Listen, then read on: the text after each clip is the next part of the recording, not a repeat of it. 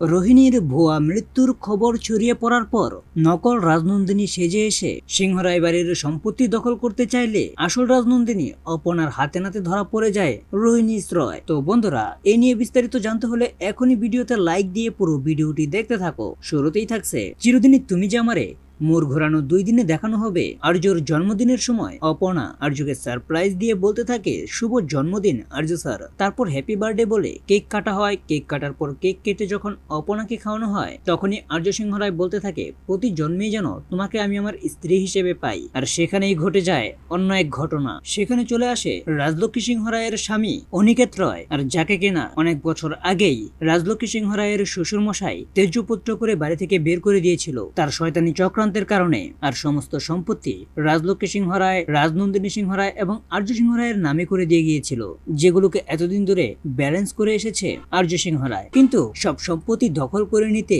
আবারও ফিরে আসে অনিকেত সিংহ রায়, তাও আবার নতুন এক ধামাকা নিয়ে। রোহিণীকে আদালতে তোলার জন্য যখন গাড়িতে করে নিয়ে যাওয়া হয়, সেখানেই প্ল্যান করে ওই গাড়িটা ব্লাস্ট করে রোহিণীকে নিয়ে পালিয়ে যায় অনিকেত রয়। আর সেখানে পুরো মিথ্যে নিউজ ছড়ানো হয়, বলা হয় রোহিণী মারা গিয়েছে। এইটাই সুযোগ। এই সুযোগে রোহিণীকে রাজনন্দিনীর মতো করে প্লাস্টিক সার্জারি করে চেহারা পরিবর্তন করে হুবহু রাজনন্দিনীর মতো দেখতে বানিয়ে ফেলা হয়। তারপর এই রোহিণীকে রাজনন্দিনী বানিয়ে অনিকেত সিংহ রায় বাড়িতে প্রবেশ করে আর্যকে উদ্দেশ্য করে বলতে থাকে তোমার স্ত্রী রাজনন্দিনী তো এখনো বেঁচে আছে। আর তখনই রাজলক্ষ্মী সিংহ রায় বলতে থাকে সে তো মারা গিয়েছে, অপনায় হলো তার পুনর্জন্ম। কিন্তু তখনই প্রকাশিত হয় রাজনন্দিনীর চেহারা। সবার সামনে হাজির হয় রাজনন্দিনী একটা পাগলি বেশে, এমন ভাব করছে যেন তার স্মৃতিশক্তি অনেকটাই গুলিয়ে গিয়েছে। কিন্তু অপর্ণা পুরো বিষয়টা দেখেই বুঝে ফেলে এটা সত্যিকারের রাজনন্দিনী নয়, সত্যিকারের রাজনন্দিনী মারা গিয়েছে, সে কখনো প্রকাশিত হতে পারে না। এজন্যই আমার মাধ্যমে প্রকাশিত হতো।